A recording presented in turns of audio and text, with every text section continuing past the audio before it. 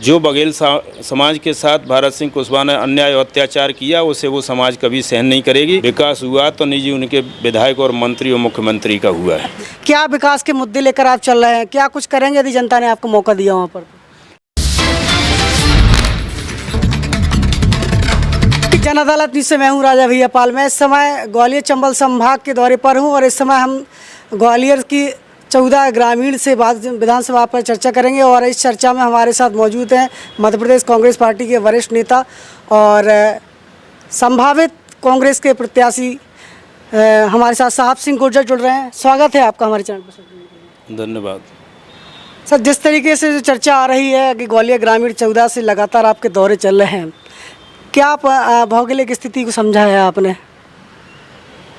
देखिए, सिर्फ चुनाव को देखते हुए ही नहीं, मैं करीब 5 साल से बराबर क्षेत्र में हूँ। जो क्षेत्र की भौगोलिक जो स्थिति है उससे मैं अच्छी तरह वाकिफ़ हूँ और मैंने जो देखा है कि भारतीय जनता पार्टी की जो सरकार है इसको करीब 19 साल होने को जा रहे हैं और अभी 4 साल से करीब भारतीय जनता पार्टी के मंत्री जो ग्वालियर ग्रामीण विधानसभा 14 से हैं, भारत सिंह कुशवाहा, धरातल पर देखा जाए तो हमारे ग्वालियर ग्रामीण विधानसभा की जनता के कोई काम नहीं हुए हैं। जिस तरह से कामों की दुहाई दी जाती है तो मैं आपको बताना चाहता हूं, जैसे उन्होंने कहा कि नल जल योजना, तो नल जल योजना पूरी तरह से यदि चालू हो चुकी होती तो आज लोगों को पानी की परेशानी का सामना नहीं करना पड़ता।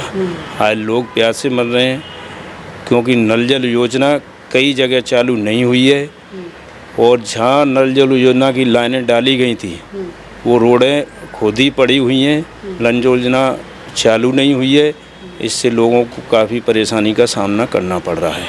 इस समय हमने दौरा किया है आपकी विधानसभा का, देखा जाए तो वहाँ पर सड़कें बहुत ही खस्ता हाल है। सड़कों की गांव में लोगों को तो सड़कें भी नहीं बन पाएंगी। देखिए, जहाँ तक सड़कों की बात की है तो मैं पूरे मध्य प्रदेश की आपको बात बताना चाहता हूँ कि जब से देश आज़ाद हुआ था उस समय से जो कांग्रेस पार्टी ने अपने समय में जो पुराने आज भी पुल देखने को आपको मिलते होंगे, वो पुल आज भी टिके हुए हैं। और जो शिवराज सिंह जी के द्वारा जो पुलियाँ बनवाई गई थी वो एक बरसात में ढह गई। तो ये काम की इनकी गुणवत्ता ठीक नहीं है, कहीं ना कहीं उसमें भ्रष्टाचार होता है और भ्रष्टाचार के कारण गुणवत्ता ठीक नहीं हो पाती है। इसलिए रोडें भी उखड़ चुकी हैं, पुल भी टूट चुके हैं। ये 10 साल रहे, विधायक रहे, मिनिस्टर रहे, इसके बाद भी विकास नहीं कर पाए। वो विकास जनता का कहाँ करते हैं? चाहे प्रदेश के मुख्यमंत्री हों या उनके विधायक हों या मंत्री हों, विकास हुआ है तो मध्य प्रदेश की गरीब जनता, किसान मजदूर का नहीं हुआ है। विकास हुआ तो निजी उनके विधायक और मंत्री और मुख्यमंत्री का हुआ है। साहब सिंह जी, सवाल करना चाहेंगे, आपकी विधानसभा इस समय जनता देख रही है, क्या विकास के मुद्दे लेकर आप चल रहे हैं, क्या कुछ करेंगे यदि जनता ने आपको मौका दिया वहाँ पर?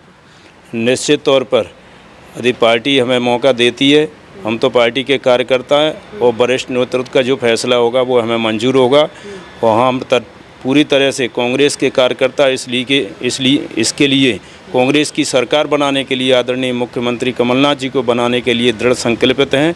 हम चाहते हैं कि मध्य प्रदेश में जनता का काम हो, विकास हो, क्योंकि आज जनता पूरी तरह से परेशान है।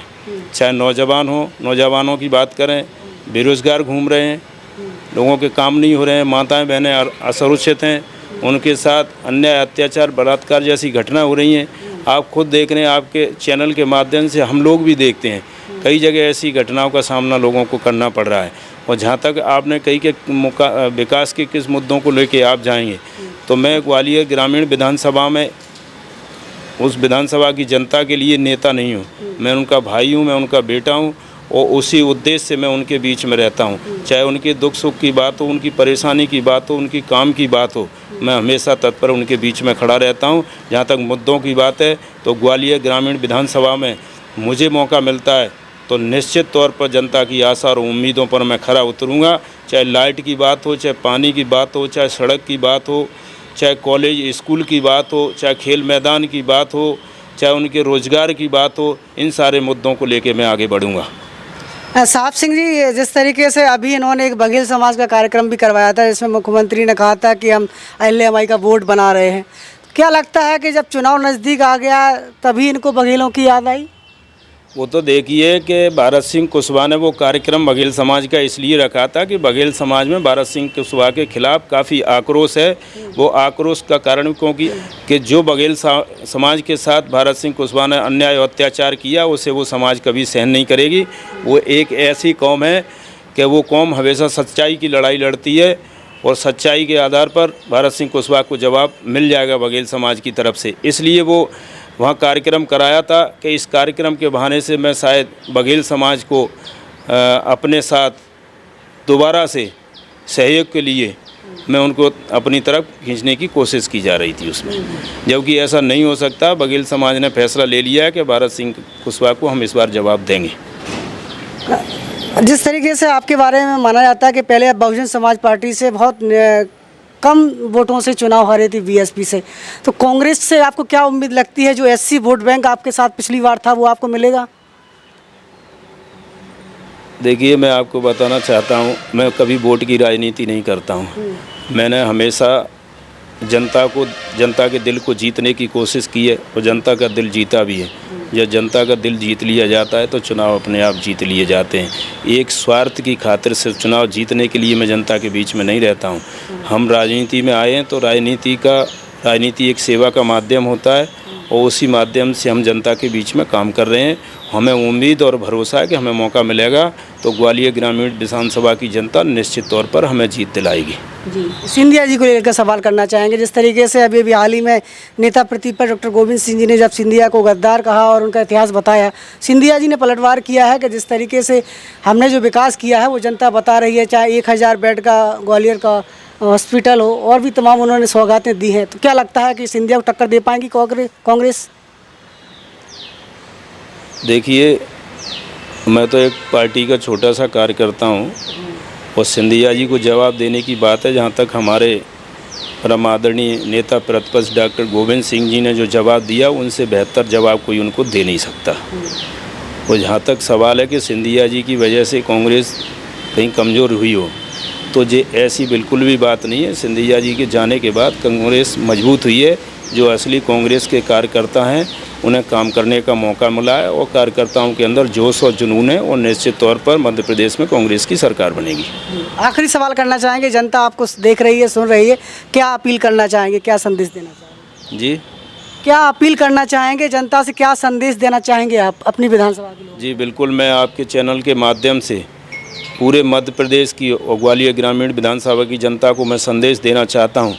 जिस तरह से जनता के साथ अन्याय अत्याचार कई परेशानियां को उनको सामना करना पड़ रहा है, चाहे वो लाइट की बात हो, बिजली की अनाप शनाप बिल भेजे जा रहे हैं, लाइट मिल नहीं पा रही है, ट्रांसफार्मर फूके पड़े हैं, रोड ख़राब पड़ी हैं, पानी मिल नहीं पा रहा है, स्वास्थ्य ठीक से मिल नहीं पा रहा है, शिक्षा मिल नहीं पा रही है, ऐसी कई महंगाई आसमान छू रही है। इन कई मुद्दों को लेके जनता में आक्रोश है।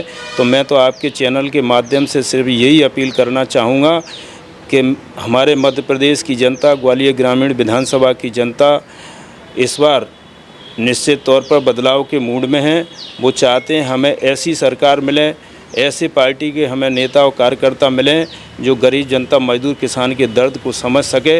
इसलिए पूरी जनता से यही अपील रहेगी कि आप इस बार कांग्रेस पार्टी की सरकार बनाएं और निश्चित तौर पर आपकी उम्मीद और भरोसों पर हम खरे उतरेंगे। तो आज आपकी जन अदालत न्यूज़ के एक्सक्लूसिव इंटरव्यू में ग्वालियर ग्रामीण से हमारे साथ साहब सिंह गुर्जर जुड़े हुए थे। हमने तमाम मुद्दों को लेकर आपकी चर्चा की है। जुड़े रहिए, आपकी जन अदालत न्यूज़ का लगातार कवरेज ग्वालियर पर बना हुआ है। नमस्कार। इस खबर में बस इतना ही, मिलते हैं दूसरी खबर में आपकी जन अदालत के साथ। Evergreen colours India private limited, रंग है तो जीवन है। Stay home, stay safe.